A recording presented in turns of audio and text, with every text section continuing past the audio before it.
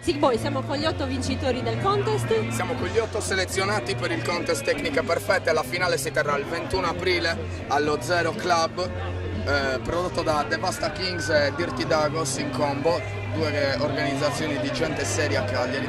E questi sono i ragazzi che abbiamo selezionato per le prime 8. Alla prossima uno di loro, solo uno, andrà a Torino a sfidarsi nella competizione nazionale con ogni selezionato di ogni regione. E quindi in ordine abbiamo Fat Mac, Da dove vieni? da Quartu, ho 16 anni e rappo da circa 3 anni.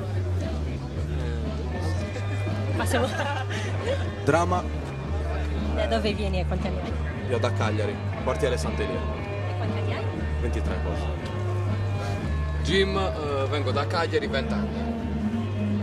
Sony, vengo da Cagliari, 23 anni. Sclero da Cagliari, 23 anni. Anti Warhol, dalla Factory, Heidelberg e Cagliari. Un po' una doppia cosa. Tutto qui. Quanti anni hai? 22 credo. Non ne sei sicuro? Sì, adesso sì.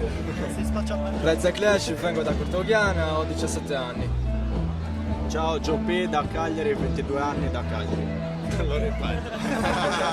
Siamo con Ilfa, lo speaker della serata Tecniche Perfette, che ci spiega bene come funziona questo contest. Oggi è uno tra i più amati in Italia. Certamente, è un contest nato ormai già un po' di anni fa, ideato da un personaggio storico del rap italiano, Mastafai, di Torino. Ed è un contest che di regione in regione seleziona i migliori rapper, i migliori freestyler da tutta Italia per poi farli sfidare in un contest finale che si tiene appunto a Torino. Ed è un contest, una competizione da cui sono emersi nomi importanti di oggi della scena italiana come Enzi, come Mischilla, come Mondo Marcio, quindi è un'opportunità anche per i ragazzi di Cagliari e di tutta la Sardegna. Ci sono 8 vincitori, o meglio, sono 8 che passeranno ulteriori selezioni. Certo, sì. Passeranno ulteriori selezioni regionali o nazionali?